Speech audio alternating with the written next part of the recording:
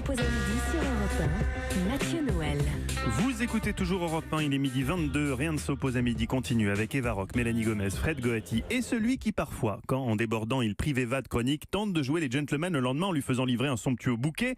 Seulement la question se pose, comment règle-t-il ses fleurs? Écoutons bien hier la réaction de Guy dans la séquence qui suit, cette réaction le trahit. Oh, c'est moche, tu fais pas son note de frais? Ah mais non, enfin, c'est une question de principe, tu rigoles. Faut pas...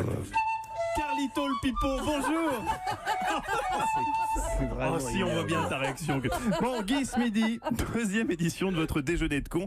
Qui a eu l'honneur d'être invité cette fois? Bah écoutez, j'ai trouvé aujourd'hui des convives idéaux avec les théoriciens de la Terre plate.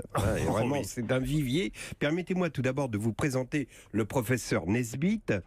Non, c'est pénible, Mathieu, c'est de puérilité. Vraiment, celui qui est la syllabe bite. Dans un mot, aussitôt vous pouffez comme un élève de CM1. Ceci dit, c'est vrai qu'on imagine que le nom patronyme de Monsieur Nesbitt, qui demande d'ailleurs dorénavant qu'on l'appelle Nesbite, a dû lui faire vivre une scolarité difficile, le pire étant atteint dans les vestiaires de la salle de sport du collège un jour où pendant la douche, un de ses camarades lança « Eh les mecs, Nesbitt est circoncis !» C'est plus Nesbitt, c'est Nesquik. Bon, alors... On comprend que C'est pas possible. J'ai trouvé ça rigolo.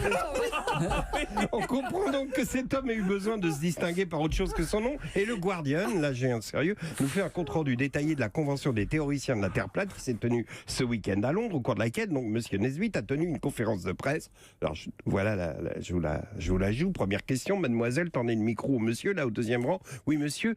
Oui bonjour monsieur Nesbitt. Nesbite. Bon d'accord. Non excusez-moi, parce que c'est écrit B-I-T-E et pas Y. Non, bon, posez votre question. Alors je voudrais savoir, si la Terre est plate, qu'arrive-t-il lorsqu'on arrive au bout? Et là, je vous jure que c'est vrai, Nesbitt a répondu, eh bien, c'est très simple. Vous connaissez le jeu Pac-Man? Eh bien, lorsque vous arrivez au bout de la Terre d'un côté et que vous sortez, vous rentrez aussitôt de l'autre côté par un processus de téléportation.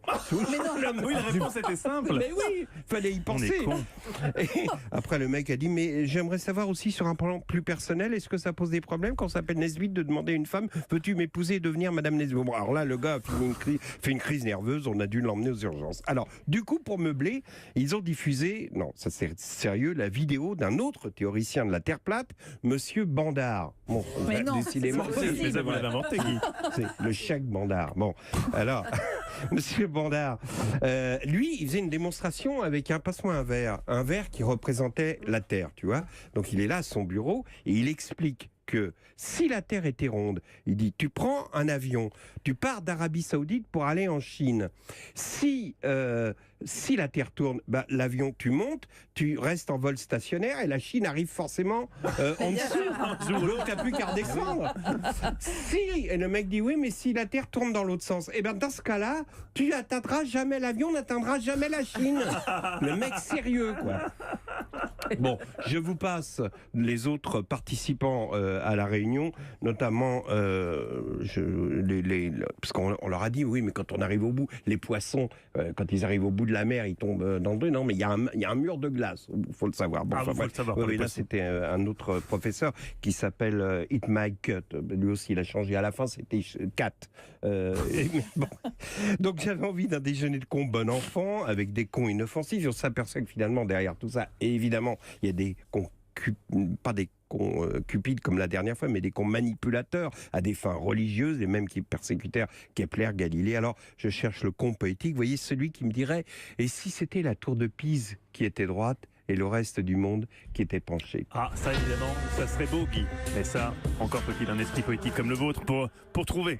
Merci beaucoup, Guy Carlier. Fred, une réaction à la chronique de Guy? C'est pas du Baudelaire. Voilà.